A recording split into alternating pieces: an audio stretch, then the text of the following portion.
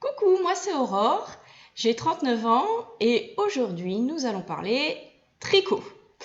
Donc voilà, je me présente, je suis mariée, j'ai un petit garçon de 2 ans et demi et je tricote de façon assidue et moderne depuis 3 ans. Voilà, j'ai commencé fin 2020. Alors je dis de façon moderne, c'est-à-dire avec des aiguilles circulaires, avec ravellerie, etc. Parce qu'en réalité, j'avais appris à tricoter toute petite, comme nos grands-mères tricotaient, c'est-à-dire avec des aiguilles droites, en faisant des écharpes au point mousse, avec plus ou moins de trous, plus ou moins de jetés volontaires ou pas, et beaucoup de couleurs, parce que j'adore la couleur. Mais bon, à l'époque, je connaissais pas les laines de teinturière indépendantes. Je sais même pas si ça existait d'ailleurs, il y a de ça 30 ans. Et, donc, je suis arrivée, je suis tombée dans la marmite du tricot moderne et des podcasts de YouTube, notamment grâce à Liz Taylor, qui à l'époque, alors je sais qu'elle continue, mais depuis qu'elle a ouvert sa boutique, le format a un petit peu changé. À l'époque, elle faisait vraiment des podcasts classiques, avec projets terminés, en cours, etc. Et elle faisait toujours couture et tricot, enfin très souvent, il y avait les deux parties. Et moi, à l'époque, je m'essayais à la couture. Ça n'a pas donné grand-chose. Mais je regardais beaucoup les podcasts pour la couture et puis j'ai été fascinée aussi et même un petit peu frustrée par la partie tricot. Je dis frustrée parce que j'avais une tendinite qui m'avait été causée d'ailleurs par le tricot et les aiguilles droites. Et je me disais, non, je pourrais plus jamais tricoter. Le tricot, c'est fini pour moi, mais j'adorais ça. Et donc, quand j'étais enceinte de mon fils, j'avais un petit peu de temps, je rêvais avec les podcasts de Liz Taylor et je me suis dit, bon, finalement, et si on essayait avec les aiguilles circulaires, on a moins le poids du tricot, etc., etc. Et bon, c'est comme ça que je me suis acheté de la Drops chez Kalidou pour faire un châle que je n'ai jamais terminé, hein, parce qu'il y avait trop d'erreurs. Mais voilà, c'est comme ça que je suis tombée dans la marmite. Donc j'ai sélectionné quelques projets à vous montrer, parce qu'évidemment, bon, même si j'ai pas fait une tonne de projets, il y en a quand même quelques-uns. Je vais vous présenter donc quelques projets terminés pour vous donner un aperçu de ce qui me plaît, de ce que je tricote. Je vais vous les montrer dans l'ordre chronologique. Donc le premier n'est pas forcément le plus réussi, mais bon, je le porte quand même, c'est celui que j'ai autour du cou. Alors attendez, parce que moi qui suis délatéralisée, c'est un petit peu compliqué de savoir dans quel sens tourner pour que la caméra me suive comme je le veux. Donc voilà le Slip Knit Love de Lisa Anne, qui rend pas trop mal à la caméra. Donc c'est un châle en fingering avec de la mosaïque. Alors je vous ai dit que j'adorais les couleurs, j'adore jouer avec les couleurs. C'est vraiment mon gros kiff.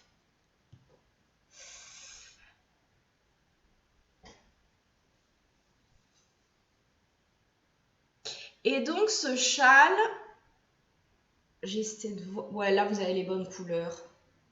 Mis à part la dernière qui est un petit peu le beige taupe là, qui est un petit peu trop saturé. Je ne sais plus ce que je vous racontais, mais bon, vous reconstituerez le fil de ma pensée par vous-même. Donc ce châle de Lisa Anne, je l'ai tricoté avec mes premières laines de teinturière que j'ai achetées au festival Exceptiolaine, qui a lieu donc tous les ans près de chez moi, parce que j'ai oublié complètement de le dire, et puis peut-être que vous en fichez d'ailleurs. J'habite dans l'est de la France, et donc le festival Exceptiolaine qui a lieu fin janvier, début février, tous les ans depuis, j'en sais rien, peut-être 3 ans, 4 ans. vous corrigerez. Donc pas très loin de chez moi, à 3/4 d'heure de chez moi. Alors, je n'ai pas gardé les étiquettes, mon Ravelry n'est pas à jour, donc je vais faire d'après mes souvenirs. J'espère que les teinturières en question ne m'en tiendront pas trop rigueur. Donc vous avez ce noir avec des reflets gris. Problème de latéralité. Ce noir avec des reflets gris, c'est une base yak. Mérino, yak et soie, je crois, peut-être. Je sais plus. Je sais qu'il y a du yak dedans, d'où le côté un petit peu... Enfin, on voit que la laine derrière, elle n'est pas blanche, elle est grise. C'était, il me semble, un écheveau que j'avais acheté sur le stand de La Madeleine, qui depuis a changé de nom, donc il s'appelle Un fil de laine. Mais à l'époque, c'était La Madeleine.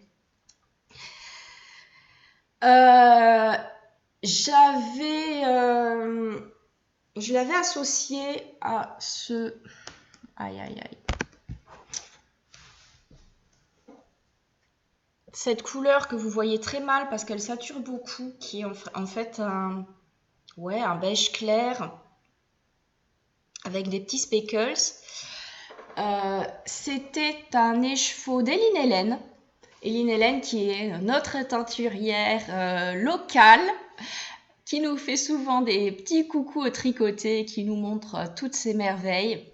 Donc sa base fingering, je ne sais plus comment elle s'appelle. Et il me restait d'un précédent châle, qui devait être mon premier châle d'ailleurs, cette laine cuivrée, là, ce camel cuivre, que j'aime beaucoup, que j'aimais beaucoup. D'ailleurs, j'en ai même racheté pour finir ce châle-là, parce que je l'adorais. Et ça, c'est une teinturière qui a sa boutique sur Etsy, qui s'appelle Laine et Chaudron, il me semble. Ou le Chaudron des laines. Ah, c'est une des deux. Mince. Non, c'est le Chaudron des laines, je crois. C'est Ursula. Ursula, son prénom, et je crois que c'est le Chaudron des laines sur Etsy. Vous vérifierez, vous me direz. Voilà, donc c'était mon deuxième châle, voilà. Et le premier que j'ai réellement porté. Je me décale de plus en plus du cadre.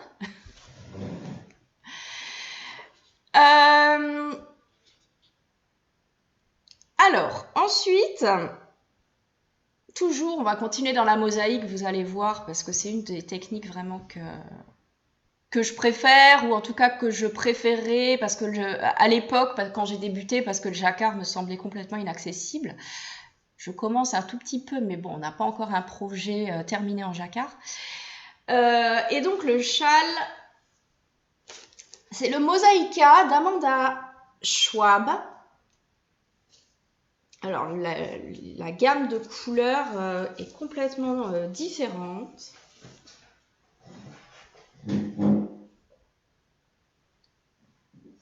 Avec des plis forcément, hein, puisqu'il était pas plié, il était en boule en fait, hein, dans le placard.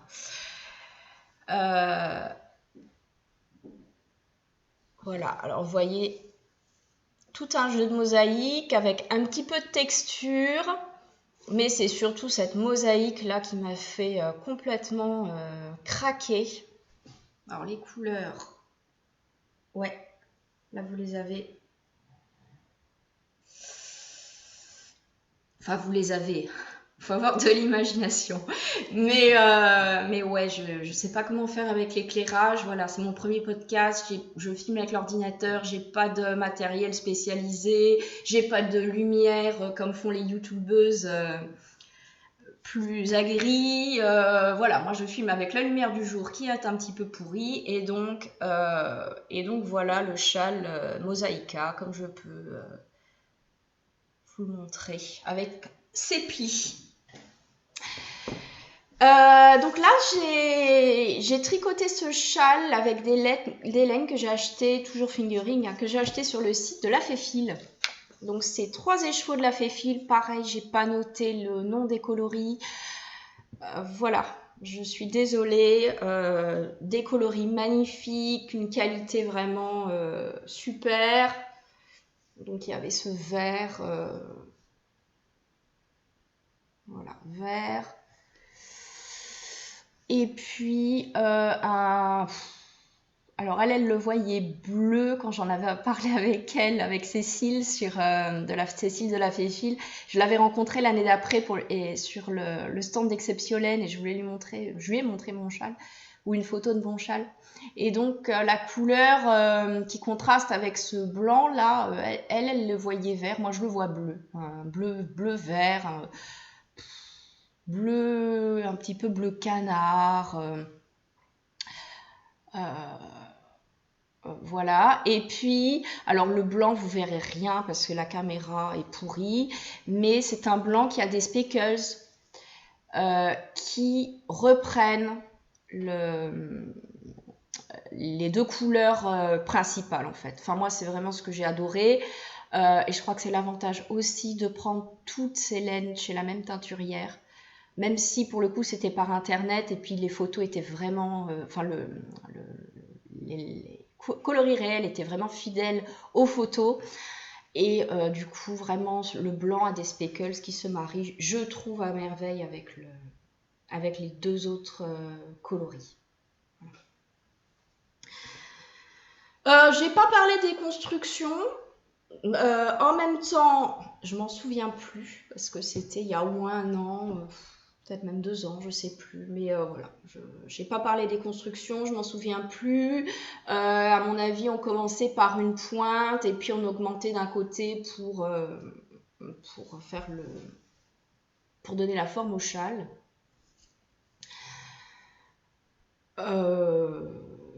Voilà, avec un petit motif de texture.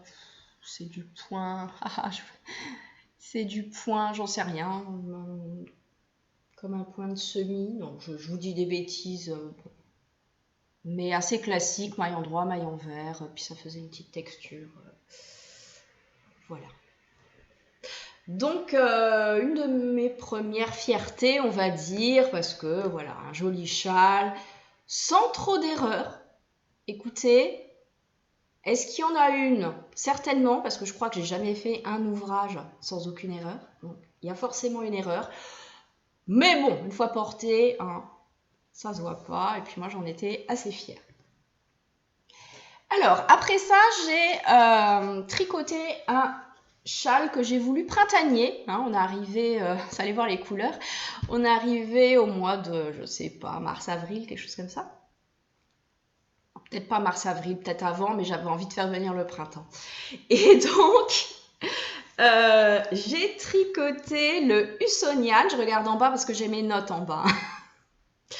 Le Hussonian de... alors, le nom de la créatrice, Dio Kifi, je ne sais pas. En tout cas, le châle, c'est le Hussonian.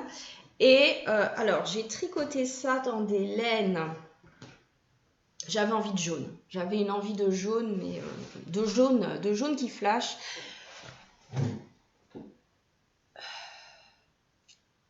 Et bien sûr de speckles, hein, parce que c'est ma passion, ma grande passion dans la vie. Alors les couleurs, vous les voyez pas du tout, parce que c'est trop saturé.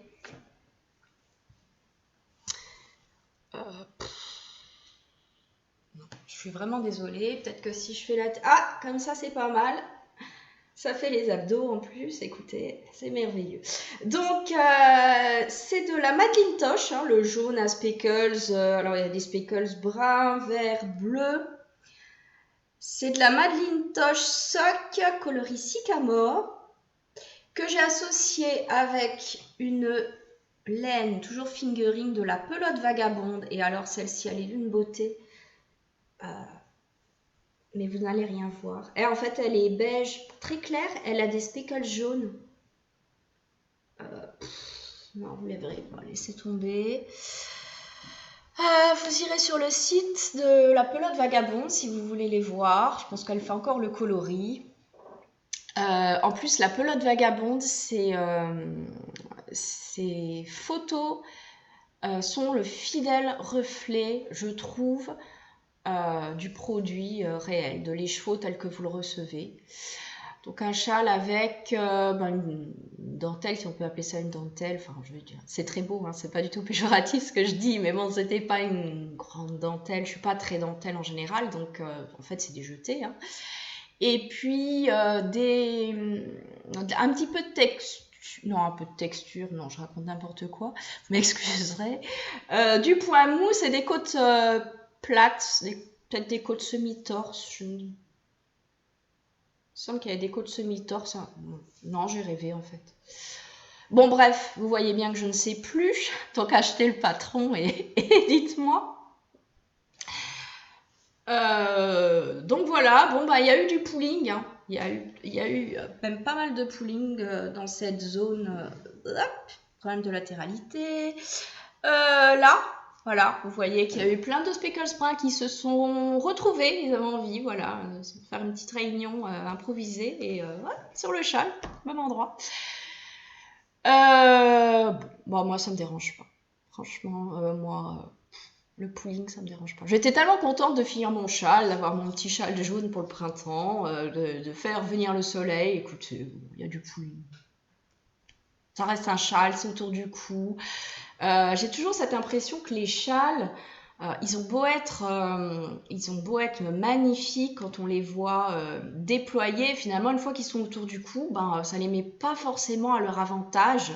On remarque la couleur, mais bon, on va pas remarquer tel point. Voilà. Donc, qu'il y ait du pooling, je vais vous dire, moi, ça me dérange pas. Alors, je me souviens que celui-ci a une erreur. Je ne sais plus où, mais il a une erreur. Parce que je me souviens que j'étais allée au tricoté de Metz. C'était un de mes premiers tricotés, peut-être le deuxième. Et j'en avais parlé avec ma tricopine Céline. Céline qui a la chaîne Céline Madame Bibiche. Hein, Céline Madame Bibiche, que vous connaissez forcément. See You Later Knits. Et puis je lui avais dit ouais j'ai fait une petite erreur là, elle m'avait dit arrête, si tu me l'avais pas dit je l'aurais pas vu, voilà. Donc bon, petite erreur, mais moi ça me dérange vraiment pas de mettre des châles qui ont des erreurs. Ce serait au milieu d'un pull, ce serait peut-être un peu plus gênant. Heureusement qu'il y aurait un châle pour cacher le pull, mais un châle qui a une erreur aussi mais erreur sur erreur, c'est bon, ça se voit plus. Voilà. Alors, on passe à mon dernier projet. Je vous avais même pas dit que j'allais vous présenter 4 projets. Donc, mon dernier projet terminé, c'est un châle de reste. Quand j'ai vu ce patron, je l'ai tout de suite vu comme un châle de reste en fait. En tout cas, modifiable. Voilà. Pour en faire un châle de reste. Donc c'est le Coming Together de Lisa Kay Ross. Et alors même chose, je pourrais pas vous dire dans quelle laine je l'ai tricoté parce que j'ai fait avec tout ce que j'avais à la maison. J'ai juste rajouté une laine, un écheveau d'Arco-Irissia parce que j'avais envie de me faire plaisir. Et au milieu de tous ces restes que j'avais déjà tricotés, il me fallait un petit peu de nouveauté. Donc j'avais commandé un écheveau à Ludivine.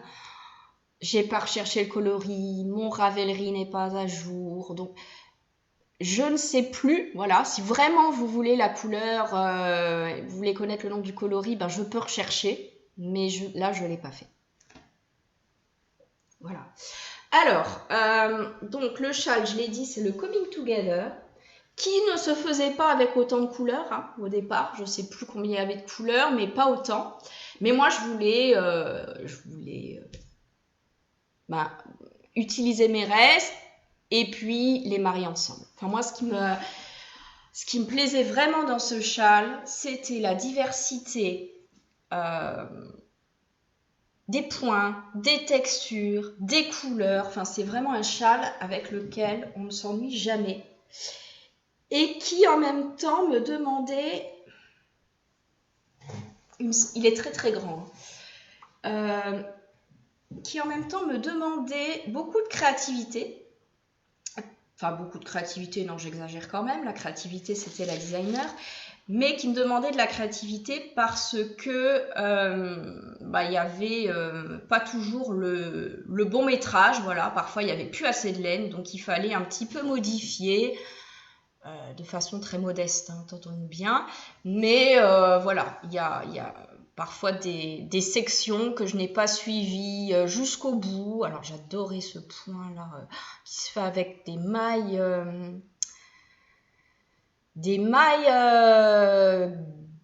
glissées. Je crois qu'on faisait des jetés, on enroulait plusieurs jetés autour de l'aiguille et puis après on glissait la maille et puis ça faisait cette espèce de quadrillage là, mais j'adorais. Vraiment, je me suis pas du tout ennuyée. C'était hyper addictif comme châle parce que énormément de textures, de couleurs. Voilà, c'est vraiment un châle que je vous conseille. Comme si vous avez des restes à écouler, faites-vous plaisir. Voilà, c'est le Coming Together de Lisa K. Ross, donc K comme un K, hein, K.Ross, R-O-2-S. Et moi, c'était vraiment un châle que j'adorais tricoter, sur lequel on m'a fait beaucoup de compliments d'ailleurs au travail. Donc, voilà, hein, on est toujours un petit peu fiers. Voilà. Alors, c'est tout pour mes projets terminés. Je vais vous montrer un en cours. En réalité, il y en a beaucoup plus. Mais il y en a beaucoup qui dorment. Donc, peut-être que ce premier podcast sera l'occasion va me remotiver, disons, pour finir mes encours qui dorment tranquillement dans le placard, qui doivent être tout pliés, dont je ne sais même plus si j'ai encore le patron. Voilà. Mais bon, il y en a... il y a un en cours, et puis deuxième podcast, il y en aura certainement... là, vous voyez bien les couleurs. Il y en aura certainement d'autres. Donc après les châles, je suis tombée dans la marmite du tricot de chaussettes. Alors les chaussettes au tricot et moi, c'est un petit peu particulier parce que je n'aime pas tant que ça porter des chaussettes en laine en réalité. Par contre, j'adore les tricoter.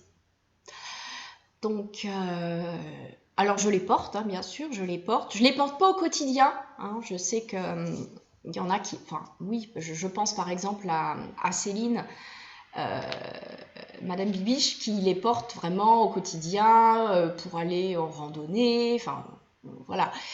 Moi, non. Moi, je les porte quand on est invité chez des gens et puis je sais que je vais me déchausser. Ah, je mets les chaussettes tricotées parce qu'on va me faire une petite remarque sur mes chaussettes. Ou si je dois aller dans un lieu où je sais qu'il fait froid, par exemple. Voilà, si je dois aller dans un lieu un peu frais, je me dis, je vais mettre les chaussettes en laine. Mais ce qui me plaît vraiment dans le tricot de chaussettes, c'est le tricot en lui-même. C'est le processus de tricoter des chaussettes. Je tricote mes chaussettes en Magic Loop. Et alors, le fait de tourner, je trouve ça hyper méditatif, relaxant. Enfin, il y a un truc qui se met en place, je sais pas, ça. C'est comme un besoin, voilà. J'ai besoin d'occuper mes mains, hein, comme les gens qui fument et qui ont besoin d'avoir une cigarette dans la main. Moi, j'ai besoin d'avoir mon tricot de chaussettes dans la main, devant la télé, ou même en conversation. Alors, il faut avoir des amis ouverts d'esprit, hein, parce que c'est vrai que j'aime bien prendre mon tricot en soirée chez les copains. Et c'est pas du tout parce que je m'ennuie ou parce que j'ai pas envie d'être là. Hein. C'est parce que, voilà, moi j'écoute la conversation, je participe à la conversation. Mais voilà, en bonne tricopate, il me faut en même temps mon tricot de chaussettes. Voilà.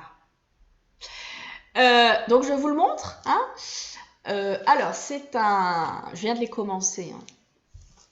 C'est un modèle de chaussettes vraiment à la vanille, hein, parce que... Ah oui, alors les chaussettes, j'adore les tricoter, mais j'adore tricoter les chaussettes toutes simples, hein, en jersey, bah, comme on dit, des chaussettes à la vanille, des vanilla socks.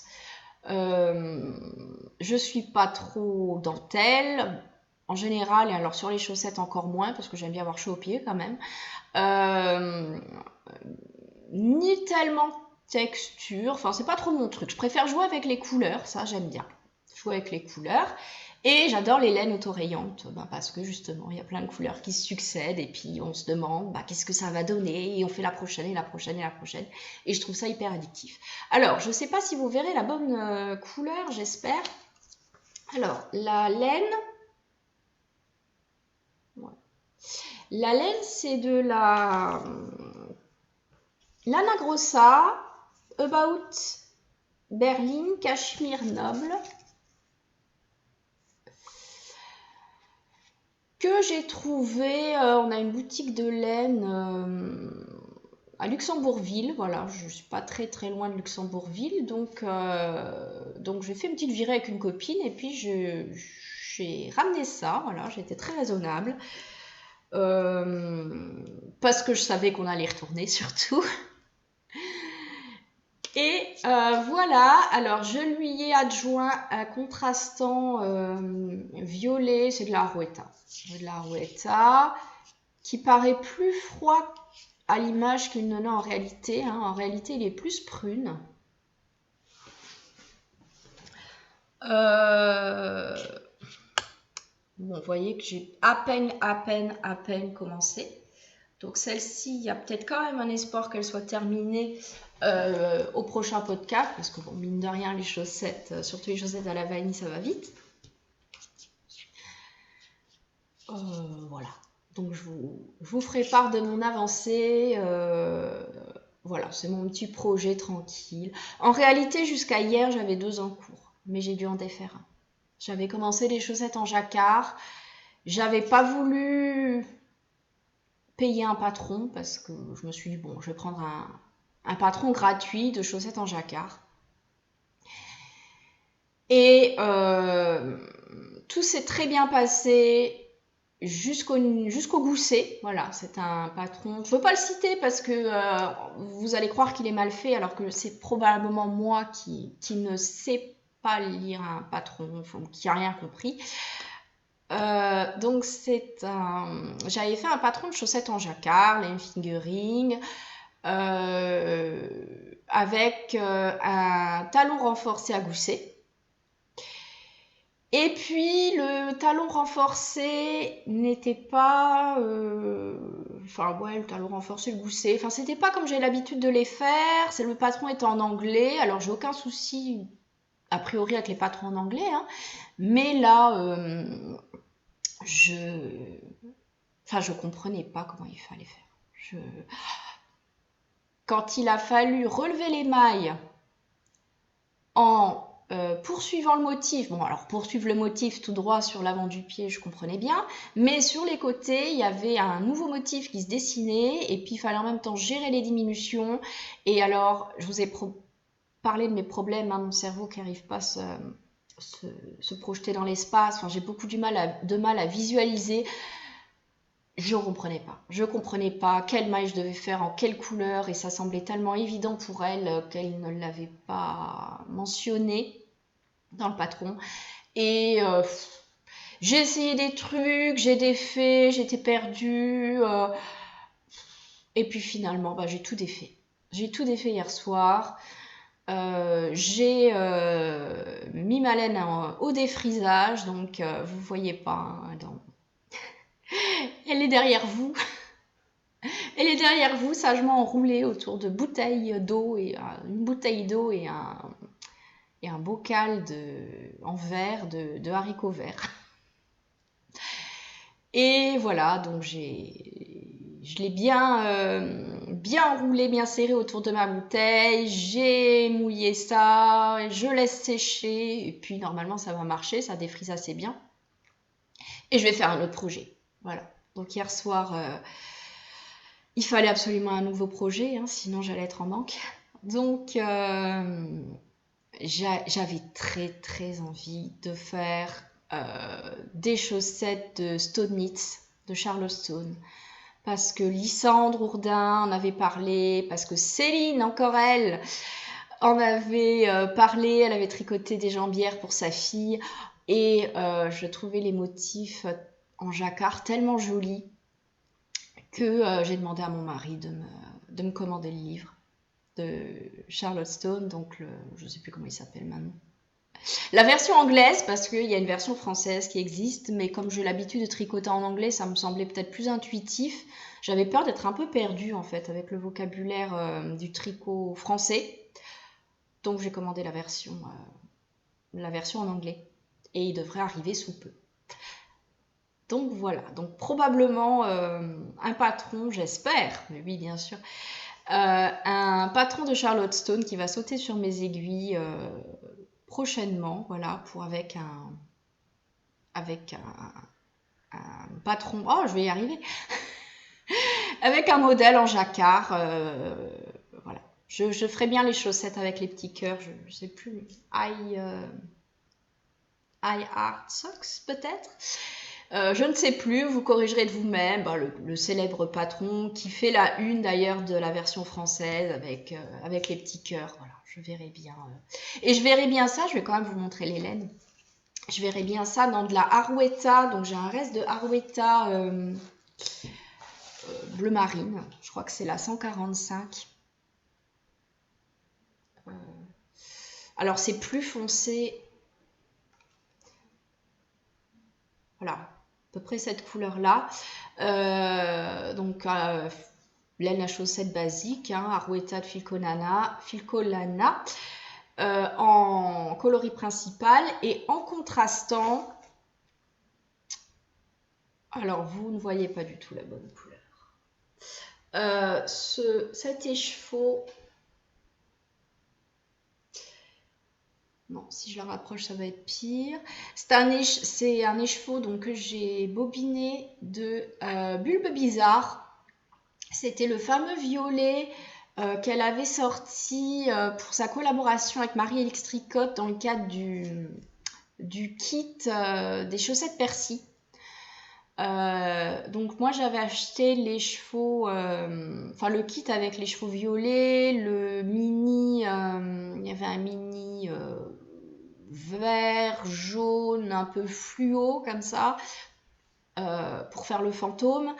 Et il y avait une troisième couleur, un autre mini qui était un gris foncé. Voilà. Et donc on avait dans ce kit cette couleur, alors qui est plus chaude que ce qu'elle n'apparaît à l'écran. Et donc c'est un violet avec des speckles, enfin des speckles, même plus que des speckles, hein, vraiment on a des endroits qui sont dans la laine, des endroits bruns, un peu plus clairs parfois, un peu comme rose, presque rose, parme. Bon, j'arriverai pas à avoir la bonne couleur, donc je laisse tomber. Le jour où j'aurai du matériel de qualité avec la lumière et tout, peut-être que ça marchera. Mais bon, j'ai pas tellement envie d'investir, voilà. Même si entre guillemets ça marche et qu'il y a des gens qui sont intéressés par mes blabla de laine,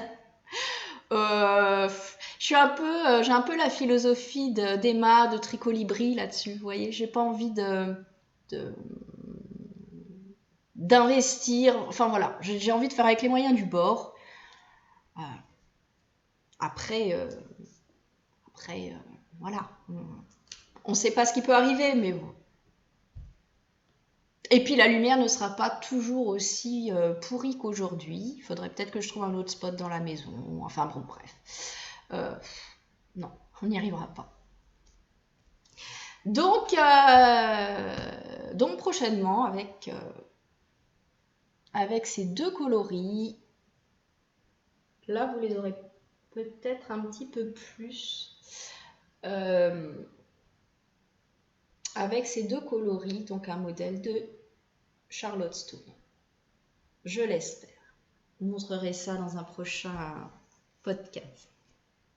Voilà, bah du coup, je vous ai déjà parlé un petit peu de mon prochain en cours. Hein. J'ai très envie de faire des chaussettes en jacquard que j'imagine comme des chaussettes d'intérieur, voilà, que je mettrais presque peut-être en surchaussette. Moi, j'ai tout le temps froid aux pieds. Donc j'aime bien faire ça, j'aime bien mettre des sockets du commerce avec au-dessus une grosse paire de chaussettes en laine tricotées pour traîner dans la maison. Voilà, je les imagine bien comme ça, mes chaussettes en jacquard. Et alors, autre chose, le dernier projet que je voulais vous montrer, c'est également un patron en fait un projet que j'avais commencé et que j'ai dû défaire. Parce qu'il y avait une erreur qui vraiment là ne se voyait pour le coup, vraiment. Et c'est le Rokitty. Donc après tout le monde, hein, après la folie du Rokitty de cet été, je me lance l'hiver, toute seule, voilà, sans cale, sans rien, dans un Rokitty. Alors une version du Rokitty sans mohair, parce que je suis pas fan du mohair. Surtout que les tricoteuses disaient que le mohair seul à tricoter, c'était pas... Voilà, je suis déjà pas très attirée par le mohair, j'avais pas envie du coup vraiment de faire la version comme elle était prévue au départ par Tanis Lavallée avec une laine fingering, une laine... un fil de mohair et on alterne. Donc j'ai choisi de le faire tout en fingering dans les laines de Volnena Yarn. Vous voyez, j'ai encore l'enveloppe. Voilà, qui a sa boutique sur Etsy. Et alors, je ne sais pas si vous allez le voir, mais qui fait de très beaux coloris. Alors ça, c'est son coloris Brest. Voilà. Donc 100% Merino Superwash. Donc j'ai 2 écheveaux. J'espère que ça ira au niveau de la taille. A priori, oui. S'il en manque, je serais bien obligée d'acheter un 3e écheveau. Donc voilà, les laines d'Aurore. En plus, elle s'appelle Aurore, comme moi, vous voyez. Elle a tout pour plaire. Aurore qui fait très joli coloris. Donc là, c'est le coloris Brest. C'est un bleu jeans. Voilà. Je l'imaginais un petit peu plus quand j'ai vu la photo. Mais alors, encore une fois, c'est moi. Hein, c'est pas du tout de la faute d'Aurore. Je l'imaginais un peu plus foncé, un peu plus pétrole. Et puis en fait, non, c'est vraiment un bleu jeans. C'est une couleur semi-solide avec vraiment de subtiles variations dans le bleu. Mais c'est très joli, enfin j'aime beaucoup. Franchement, avec un jeans, je le porterai sans aucun souci et même avec grand plaisir. Une fois qu'il sera tricoté, sans erreur visible. Je ne dis pas sans erreur, mais sans erreur visible. Parce que là, j'avais quand même décalé le marqueur au niveau du raglan. Et le raglan qui part de côté, on voyait bien qu'il y avait un souci, que la ligne n'était plus une ligne, que la ligne était brisée, qu'il y avait un truc qui s'était passé là. Donc bon. J'ai recommencé, ça m'a fait mal au cœur, mais voilà, j'ai toujours la même technique, la bouteille, on tire bien la laine, on enroule, on mouille, on met à sécher plusieurs jours, et puis après on refait sa petite pelote de laine et puis ça défrise très bien. Alors là, je vous ai montré les chevaux que je n'avais pas bobinés, hein, bien sûr, mais je vous ai dit j'en ai 2, donc l'autre il est en pelote. Hein, voilà. Donc voilà, les laines de Volnena pour un Rokitty tout en fingering et avec des raglans sans erreur, on l'espère. Bon, celui-là, je vous garantis pas qu'il sera... Non, je vous garantis même qu'il ne sera pas terminé quand je reviendrai. Mais il sera certainement monté. Peut-être monté. Nous verrons. Voilà. ça me vient un petit peu comme ça. Oh bah tiens, aujourd'hui j'ai monté ça. Voilà, les chaussettes de Charlotte Stone, là, il y a 4 jours, j'en avais pas, j'y pensais pas, hein, et d'un coup, je voulais absolument des chaussettes en jacquard, et j'ai commandé le livre de Charlotte Stone, de Stone Knits, vraiment sur un coup de tête. Donc voilà, ça me prend comme ça, et donc, ben, il y aura certainement d'autres projets la prochaine fois. Donc si mon univers tricotesque vous plaît, ben, n'hésitez pas à vous abonner et à aimer, voilà, cliquer sur le pouce pour dire que vous aimez la vidéo. Si vous l'aimez pas, et ben c'est pas grave du tout. Voilà. En même temps, si vous êtes resté jusque là, c'est quand même que ça vous a plu. Je pense pas qu'on vous ait forcé à regarder. Donc voilà, donc je reviendrai certainement, ou pas, d'ailleurs, on verra. Vous me direz si ça vaut le coup que je revienne ou pas. Voilà, avec d'autres projets, avec, on espère, une meilleure lumière. Et puis voilà, je vous souhaite une bonne journée, une bonne soirée, selon le moment, une bonne nuit peut-être, hein, selon le moment auquel vous regardez cette vidéo. Et puis surtout un bon tricot. À bientôt!